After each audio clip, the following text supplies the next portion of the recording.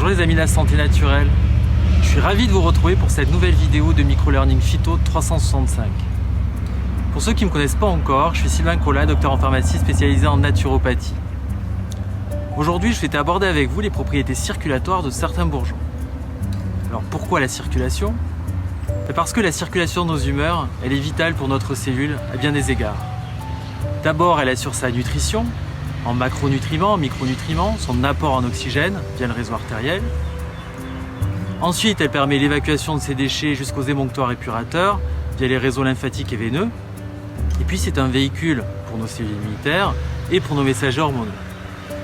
Partons à la découverte de 6 bourgeons majeurs de ce système à intégrer en association complémentaire pour répondre spécifiquement à 5 troubles circulatoires. C'est parti!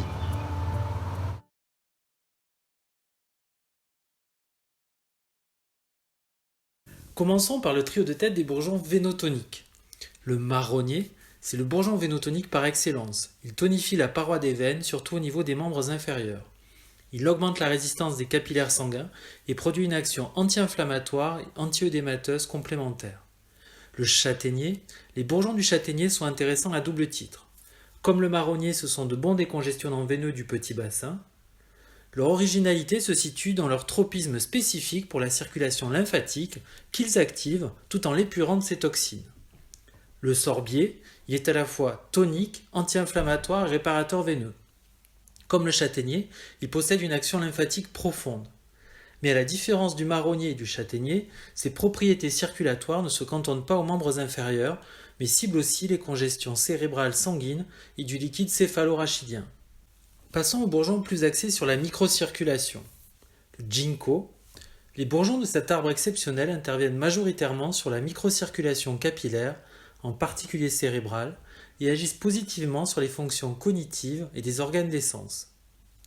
Ce puissant antioxydant joue un rôle protecteur du vieillissement cellulaire induit par les radicaux libres.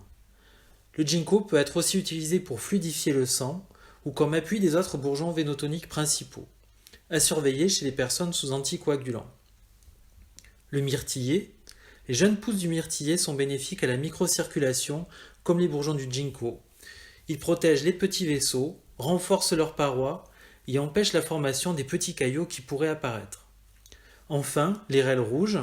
On avait parlé de ses propriétés intestinales dans la vidéo précédente. Ici, elle nous intéresse dans son aspect préventif de l'athérosclérose des vaisseaux.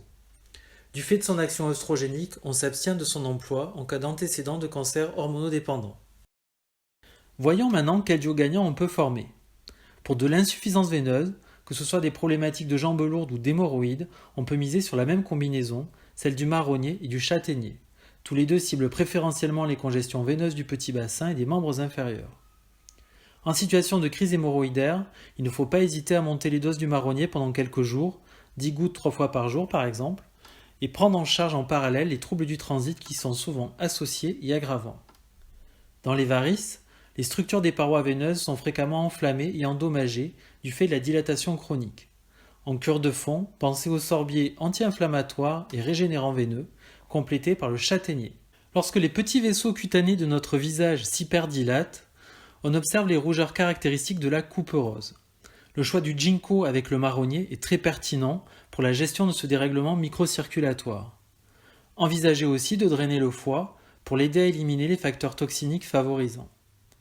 Pour les personnes exposées au risque d'obstruction des fins capillaires ophtalmiques, comme les diabétiques, on table prioritairement sur les jeunes pousses du myrtillier qui, au-delà de leurs propriétés microcirculatoires que l'on a évoquées, régulent aussi les pics glycémiques. L'airelle rouge en combinaison s'attaque à la formation des caillots éventuels liés au dépôt de la plaque d'athérome. Enfin, si vos oreilles bourdonnent, c'est probablement en lien avec une mauvaise circulation cérébrale. Essayez le duo ginkgo-sorbier pendant au moins 3 mois. Voilà les amis, j'espère que cette 3e vidéo de Microlearning Phyto 365 vous a plu. N'hésitez pas à liker si c'est le cas et à me laisser vos commentaires pour améliorer les prochaines. À très vite et d'ici là, portez-vous bien naturellement.